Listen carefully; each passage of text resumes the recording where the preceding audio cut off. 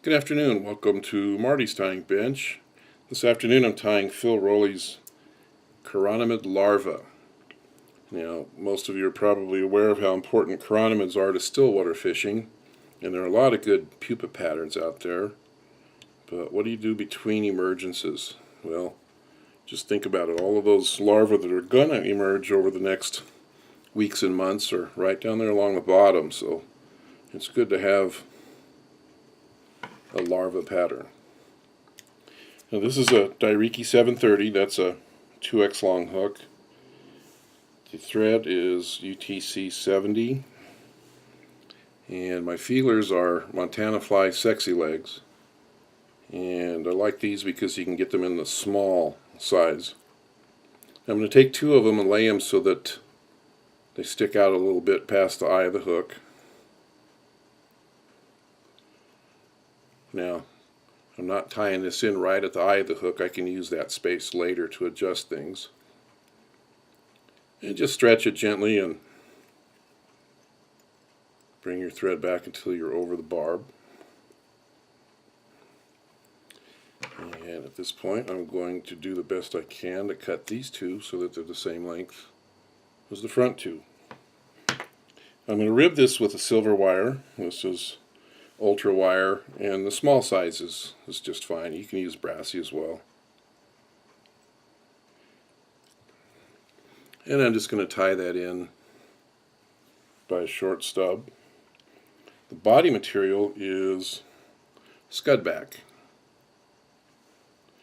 and I've cut this to a little bit of a point. It doesn't have to be a sharp point, it doesn't have to be neat. This stuff stretches quite a bit, but it'll make it a little easier to tie in.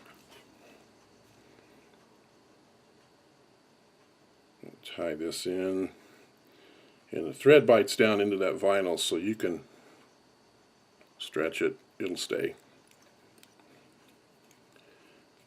And bring my thread to the front. This material is pretty stretchy, so I don't worry about flattening the thread or anything else. Just try and keep the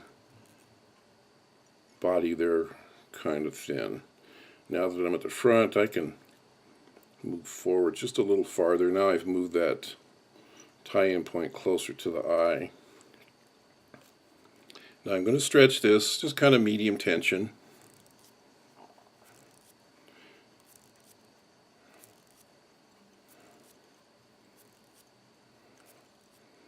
About 8 turns.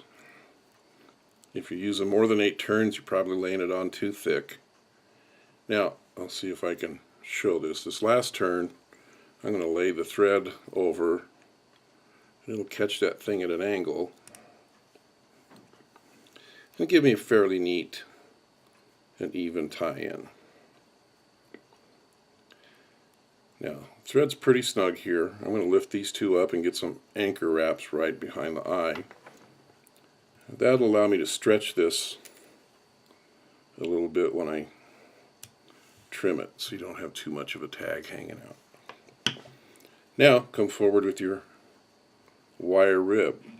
If you made 8 wraps with your Scud back, you'll be able to see the overlap points, and you'll get 1, 2, 3, 4, 5, 6, 7, 8, about 9 turns.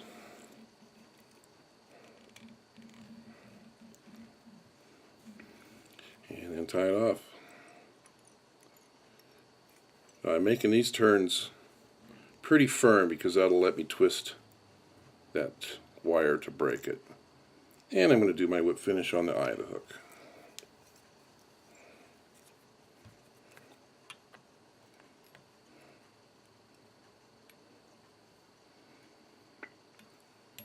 I don't feel like using head cement, so I'm just going to use 2 whip finishes. And this Sexy Leg's pretty tough, so you can tug them in place if you find them sliding down the side. Now all I need to do is trim the thread, break off the wire, and I'm done.